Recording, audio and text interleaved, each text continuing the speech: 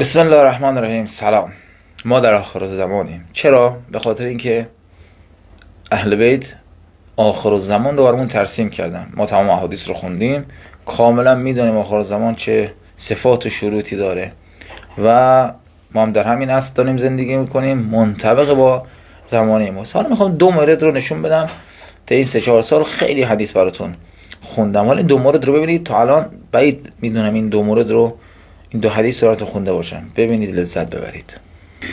کتاب گل سرسبد تمام کتب شیعه، اصول کافی، مشهور به اصول کافی، جلد دوم هستیم. ببینید مجلد دوم جزء ثانی صفحه 93 کتاب رو نشونتون میدم. 93 PDF حدیث رو ببینید. عالی عالی. از مولای ما امام صادق جان ما علیه السلام، از رسول الله جان ما صلی الله علیه و آله و سلم، حضرت فرمودند که سیأتی علی الناس زمانی خواهد آمد بر مردم، عصری خواهد آمد، روزگاری خواهد آمد که لا ینال الملک فیه الا بالقتل و التجبر. حکومت به دست نمیاد، ملک به دست نمیاد مگر با قتل و با تجبر، یعنی جبرگویی، زورگویی. عزیزان، هر حکومتی که بخواد تغییر کنه، آیا با سلام و صلوات تغییر میکنه؟ ابدا. باید انقلاب صورت بگیره. تا الان هر حکومتی که تغییر کرده انقلاب و خیزش صورت گرفته، فقط با قتل. یعنی باید بکشن، باید از اون بالا بینا رو بگیرن بیارنشون پایین. حدیث همین رو بیان میکنه. بی‌نظیر. حالا ادامه رو ببینیم با هم. این زمان رسول خدا فرمود خواهد آمد، اومد الان. و قنا یعنی طرف دیگه بی‌نیاز میشه، به اندازه مال و ثروت به دست میره که دیگه نیازمند کسی نیست. این بی‌نیازی حاصل نمیشه در اون اصل مگر با غصب و با بخل. الله اکبر. واضحه؟ فکر کنم واضحه دیگه. یعنی طرف حتما باید سر اینون کلا بذاره و اموال اینون رو غصب کنه تا برسه به ثروت. غالبا اینجوریه دیگه، صحبت رو قالبه. و همچنین با چی؟ با بخل. این طرف باید بخیل باشه، اون ثروتی که به دست میاره بخواد این ثروت براش بمونه و این غنا و بی‌نیازی براش بمونه. در واقع اینا بی‌نیاز نیستن، اینا غنی واقعی نیستن، اینا چی بگم، اینا بی پولن، اینا در واقع فقیر اینا هن. ولی به هر حال باید بخل بورزن. واسه همینه که خیلی ها هستن که ثروتمندن اما از 1000 تومانی نمیگذرن، سر 1000 چونه میزنن. طرف بود مالش حفظ کنه اما بخیل نباید باشه. این دو مورد.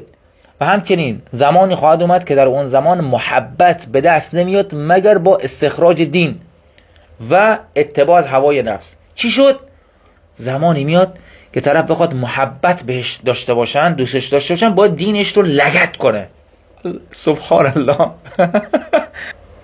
بخواد جناب عالی دیندار بمانی، کمتر افرادی دورت میمانند. این واقعیت هست یا نیست؟ آقایون جوانانی که مدرسه میرید، دبیرستان میرید، شما اگر بخواد دیندار بمانید دوستهای زیادی پیدا میکنید یا نه؟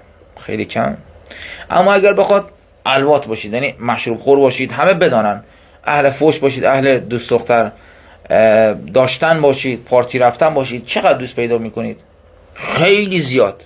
این حقیقت آخر الزمانه. و همچنین اتباع از هوای نفس، یعنی هر چی که دلت میخواد، میلت میخواد، اون انجام بدی.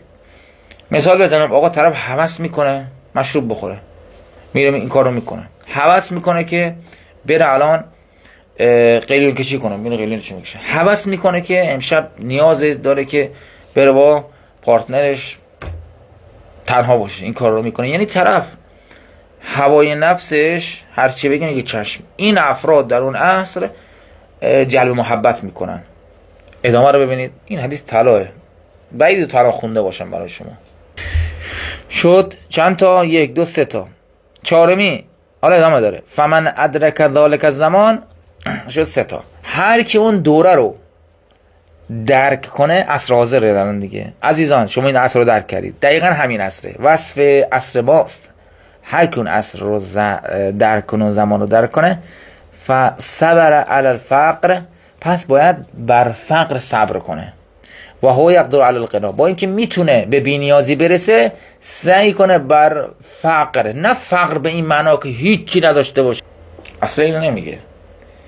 اون مقدار شغل داری دیگه، بر هم تلاش کن، تلاش تو بکن، اما مبادا بخواد برسی به ثروت مثل اون عبارت غصب مال اموال کنی، اموال دیگران رو غصب کنی یا بخل ببرزی. نه، بمان با همون روال خودت بمان، بر اون حالتت بمان.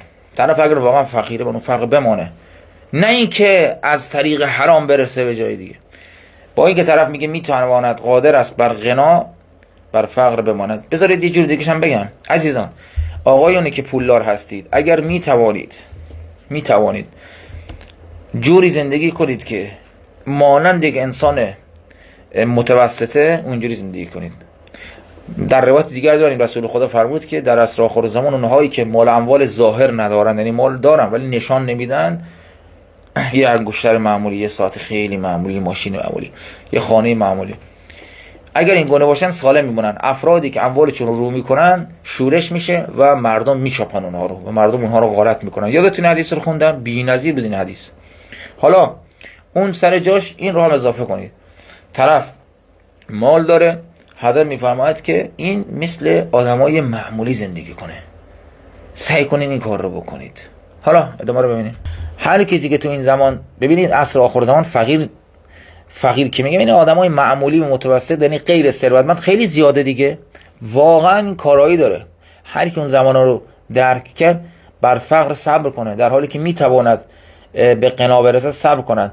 بر بغضه یعنی مبغوض مردمه، یعنی دوستش ندارن چون اهل دینه، بر این صبر کنه، مبغوض بمونه، اشکال نداره، صبر کنه، سخت ولی صبر کنه، در حالی که قادر بر محبت، میتواند جلب محبت کند. چون دقیقاً توضیح عبارات قبل دیگه، محبت چطوری به دست می اومد؟ میگم کار نکنی ها، میتونی، میدونم، خدا میگه میدونم تو میتونی این کار رو بکنی و جلب محبت کنی. ای جوانی که مدرسه میرید، نوجوانی که دبیرستان میرید، مدرسه میرید، دانشگاه میرید، میدونم میتونید که مثل خیلی‌ها باشید و دوست و رفیق پیدا کنید، دختر و پسر نکنید. با اینکه میتوانید بر این محبت جلب کنید با استخراج و نابودی دین و با تبعیت از هوای نفس، نکنید.